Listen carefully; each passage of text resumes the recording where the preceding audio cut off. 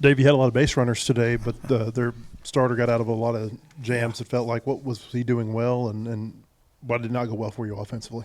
Well, what he did was he was throwing the ball with some sink, and our hitters didn't make adjustments to get under the ball a little bit. You can ask guys to move up in the box. Other approach, and you try to do it, and they usually do a little bit, but we only hit the ball hard maybe 5 times the whole game, and a couple of them were hits. I think Mike Anu hit the ball hard. Kojal hit the ball hard once. Damian hit 2 singles. One of them was hit fairly hard. But other than that, wasn't a whole lot there. And, Hartman just kept finding a way to get behind the count. He'd come back 3-1, 3-2, and get you out. And he just pitched. Give credit to him. He did a great job. Did it feel any like the UT Arlington pitcher who pitched a week or so ago? I mean, anything like that in terms of similar stuff? I don't know. I felt it kind of different, in my opinion. Today, this guy was really just 2-pitch guy. And, he threw a 84-mile-an-hour pitch and a 91-mile-an-hour fastball. And, he didn't make too many mistakes with it. We got him in the first, had a chance to attack on, and then, once you got to a certain point in the lineup, it didn't happen. And then, we fought there in the, we had, I think, to me, I think we were down 3, and we had a runner at first, maybe in the 7th, 2-0 count on the hitter, left-hand hitter, and he goes out of the zone low. And now it's 2-1 instead of 3-0, so maybe that's on me. Maybe I should have given him the take. But, you trust guys to stay in the zone certain counts, down 3, gets a good pitch, hit a double, and here we go. If it throws a strike, then they look at me funny, like, well, that was a good pitch. So you got to trust them, and it doesn't always work out. But I thought that was a big at-bat in the game. Get that runner on, I think we might be rolling because that was kind of down in the order. But, just tip your hat to their pitching staff. They kind of stuck it to our hitters today, in my opinion. And then even before they hit the home runs in the 4th inning, Colin kind of had to get around some danger. I think the 1st inning, 3rd inning, was he just not as sharp? Oh, not at all. I mean, he usually lands that change up a lot more, spins that breaking ball, and dots up that heater.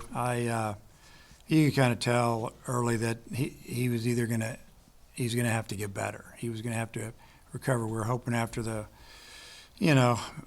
maybe after the 2nd inning he would make a jump and start pitching better, but it really just kind of stayed the same. So we made the move, and I don't know. It's we only gave up 4 runs. You got to score runs. You got to score 5 on a Sunday. That's the way I look at it. You feel like the home run that Fisher gave up to lead off the inning was the first earned run he gave up all year. I mean, you feel like maybe that kind of shocked him a little bit and snowballed. Well, I don't know. I'm sure that he didn't expect the ball to go out of the park like that, but I think the count was full. And he just said, "Here you go, here's a fastball," and the guy cheated to it. If he got something else, he probably would have spun himself in the ground, but he didn't. Give him credit. He hit what he was looking for. And then the 3-run homer, that was the issue. We had an 0-2 count on the hitter. Ball was supposed to be in the dirt, and he hung it and he smoked it. That's the way the game works. You make mistakes like that, you're gonna give up some shots, and it's credit to their hitter. He looked bad on 2 pitches, and then he got a mistake and he hit it out of the park. Rutenbar has to be a positive for the lineup. Yeah. I mean, 3 walks. How encouraging is it to see a guy give him a start like that? He's patient, not being too aggressive at the plate. 3 walks, and then the other at bat, he was down 1-2, fought his way back to 3-2, fouled off a couple 3 pitches, then grounded out to short. I thought it was a really good at bat. Sometimes you get a hit, sometimes you don't. But he made the pitcher throw probably 8-9 pitches, and it's one reason I want to get him in the lineup. I see his bat's better. Some guys have been in our program for a while.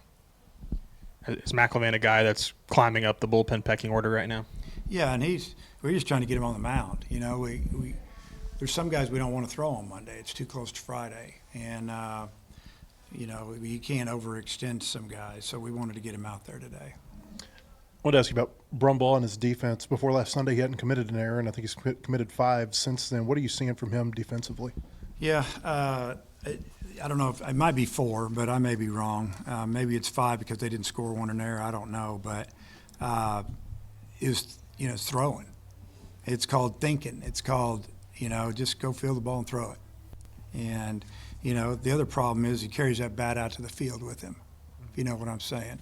And, you know, when you swing at a pitch almost over your head on an 0-2 count, there's a problem. It's called confidence. And, you know, it's just the way it is. Even the ball he grounded in double play, it was a ball, shoulder high. Take it. And, you know, we've been talking about that. We got to take our walks. We got to swing at strikes. When we do that, we're going to be pretty good. If we don't do that, we'll be real average. Have you decided on a starter for tomorrow? Yeah. We'll throw the same guy we threw last Tuesday. So, okay. Thank you.